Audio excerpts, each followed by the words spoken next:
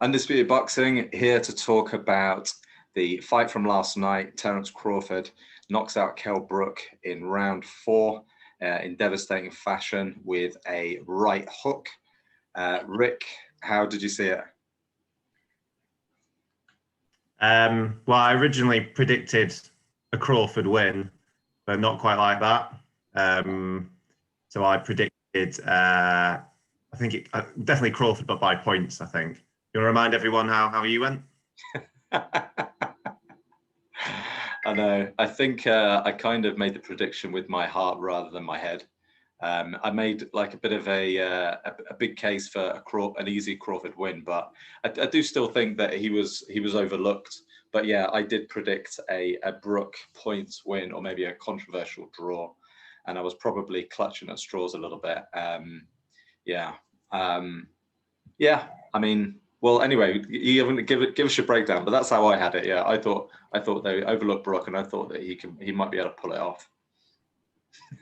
No, he started quite well. He landed the jab, and I remember after the first 2 rounds. I mean, I gave him the first 2 rounds. I think two of the judges gave him the first 2 rounds. I remember thinking, quite, bit of a statement there. He looked quite sharp on the jab, and then Crawford came out in the third, and I think that's when he started changing southpaw, and then the jab disappeared a little bit from Brook, and I think he was a little bit, I don't know if he felt a bit of power early on, but he didn't seem to want to take tons of risks, and he just to be a bit troubled by some of the angles that Crawford was suddenly coming at, and he was lunging a little bit as well as a couple of times. He did catch Crawford with the right hand a couple of times, but it was a lunging. Crawford was going back, so it never landed flush.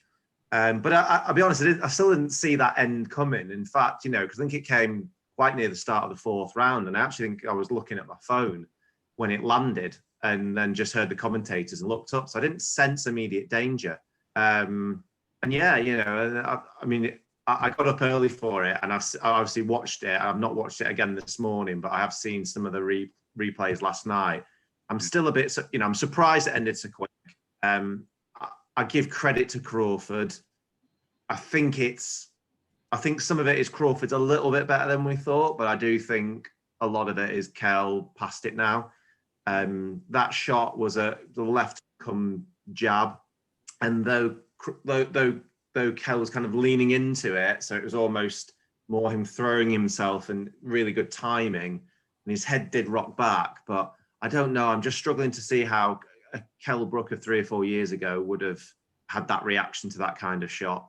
He was scrambled a bit, and he went flying into the ropes, and then he was finished off, and he didn't really seem to have any defense or anything. I was really surprised the way, and I'm more leaning towards the fact that Brook is now past it. Yeah, I mean, it's pretty much exactly how I saw it as well. I gave Brook the first 2 rounds. I mean, the 2 of the really good things he had in his arsenal is his jab. He's always had a great jab, laser jab, and his timing. And I think he started off a little bit tentative. He's waiting for Crawford to kind of make a move and then time him as he comes in. I think that's why, Porter was kind of tailor-made for him in a way, because Porter comes, bundling in, and Brook was just timing him, and it was pretty easy work, whereas Crawford was a lot more tentative. And it took a while for him to get going, but he got the jab going. And I think when he was orthodox for the first 2 rounds, I thought Brook looked quite comfortable.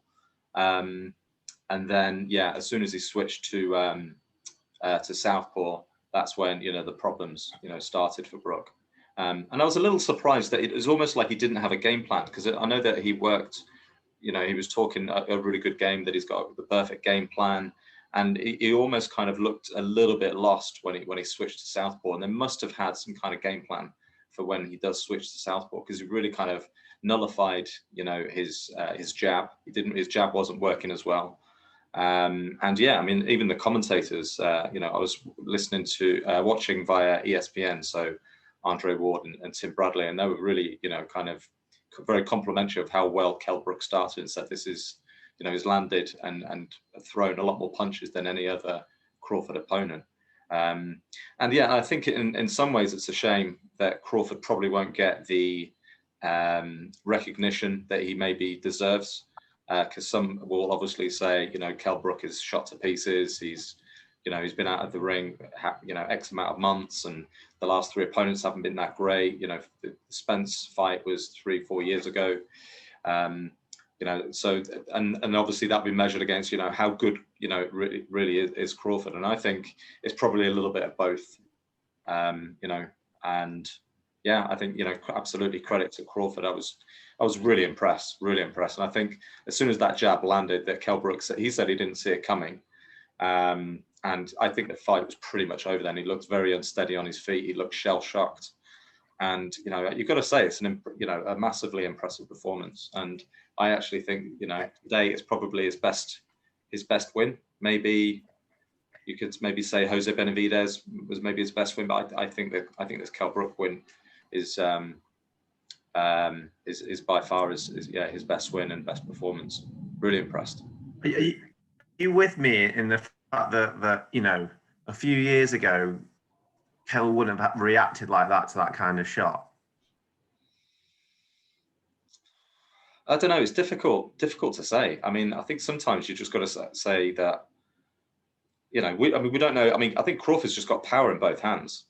You know, I just think we maybe, you know, underestimate his power. He's knocked out, I think his last 7 or 8 opponents. I think it's either 7 or 8.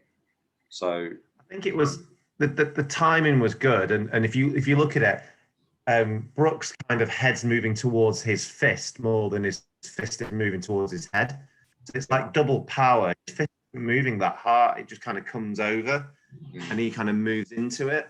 But I just don't know. I've never seen him crumble like that off one shot, and I think, I mean, I lean towards a third of it is Crawford being very, very good and better than I thought on the power, but 2/3 is his, you know, his deterioration, and you know, he's not fought at that weight for 3 years, and it's, you know, coming down to that again. He did look great on the scales, and people going on about it, but it doesn't matter what you look like. It's how, you know, how you kind of body perform. And don't, you know, you think of some of the shots he took off Golovkin and Spence and stuff, and he hardly, you know, I don't think did he even go down against Golovkin. He just got stopped, and Spence, I think he went down on one knee.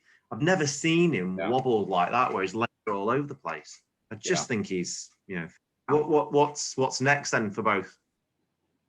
Well, I think I listened to the interview after the fight, and I think Crawford and Bob Arum, they seem like they're talking about Manny Pacquiao. I think it's going to be Manny Pacquiao next. And interestingly, I think the fight was actually agreed with Manny Pacquiao, but then when COVID hit, I don't think Pacquiao wanted to fight without a crowd. I think he wants a crowd. I think he obviously wants to maximize his income. And I think interestingly, it sounds like, you know, Kell Brook was sort of an option B or an option C maybe for them. So I think that they're going to hope that crowds are back, and I think Manny Pacquiao will be the next fight, which is a real shame, because I just think Errol Spence is the fight. You know, providing he comes through Garcia, that has got to be the fight. That's what everybody's calling for. Yeah, I mean, don't get me wrong, Pacquiao Crawford as well, that'll be equally interesting. But yeah, I think it's just, you know, politics getting in the way of good fights again. And I think for Kell Brook, I really think it's the end of the road for him. And, you know, as much as it pains me to say, because I've been waxing lyrical about Kell Brook for many years now, and I've been a huge fan, but it wasn't nice to see, and I was really gutted to see it end like that. I would have liked to have seen a much, you know, better performance, but I really don't see, you know, where he goes from here.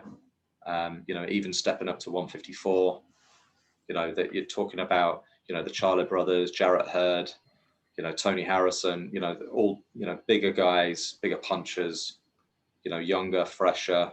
I don't think he'll want to continue competing unless it's at the very top level. What do you think?